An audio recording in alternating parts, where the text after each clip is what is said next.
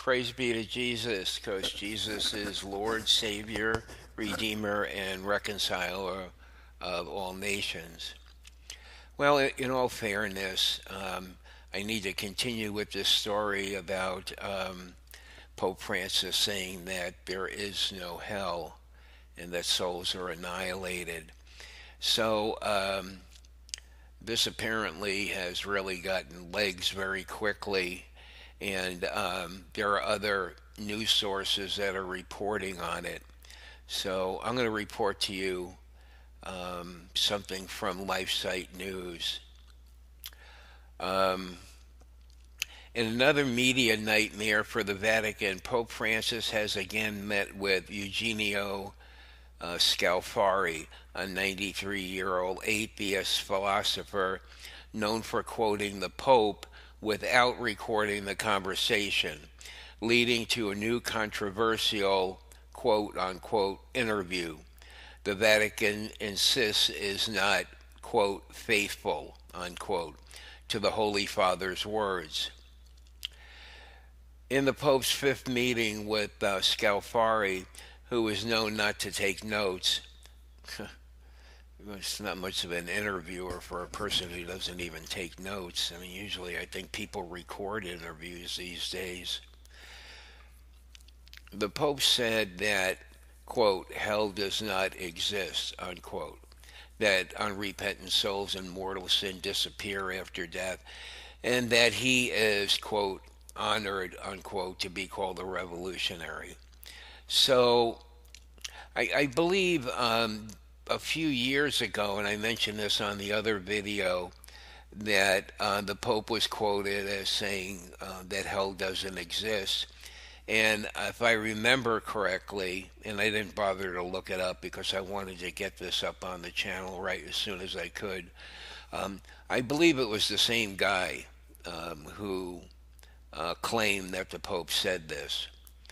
But we know basically we don't need to read some of this. I want to go down to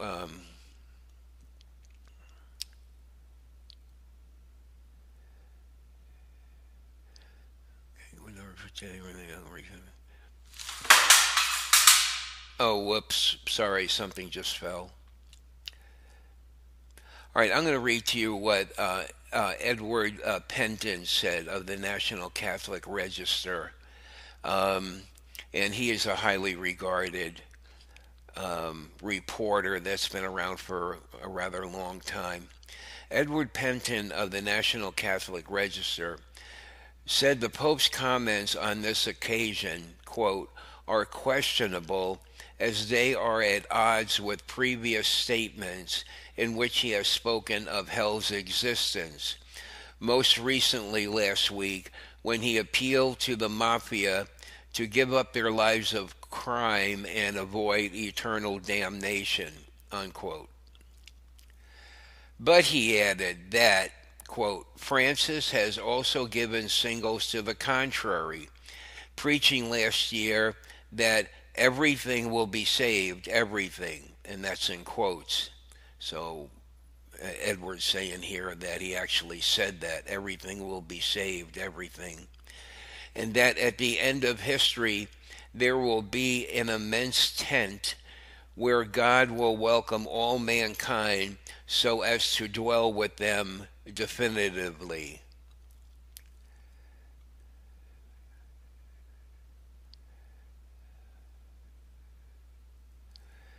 So, I mean, there's a lot more to this interview here. I just wanted to bring to your attention that, first of all, this left-wing non-believer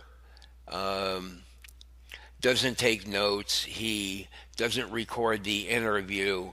And when he puts things in quotation marks, they aren't necessarily, it's his recollection, I suppose, if he doesn't even take notes. So I don't think we can necessarily say that the Pope actually said this.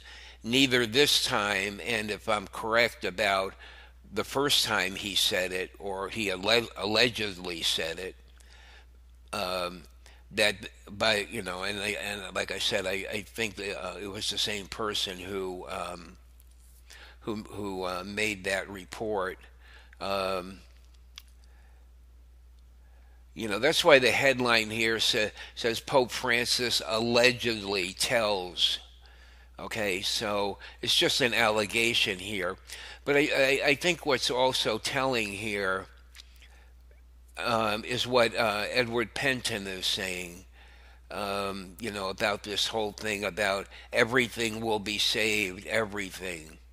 So, again, I think it's another example of perhaps the Pope not being clear about exactly what he meant.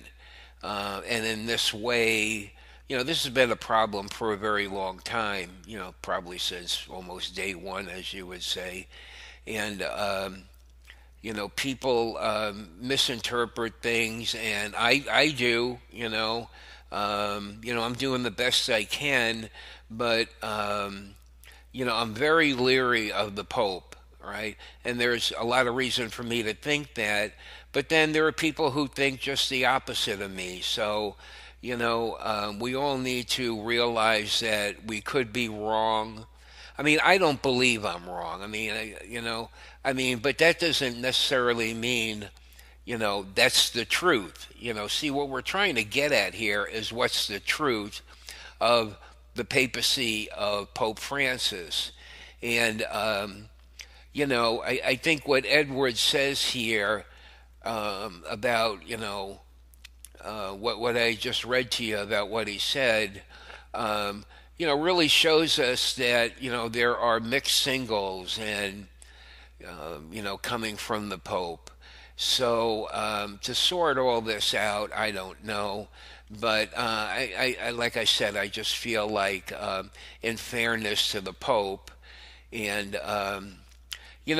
regardless of whether we like the Pope or not, regardless of what we believe, he may have an agenda, whatever that is. People believe different things. I have my own beliefs.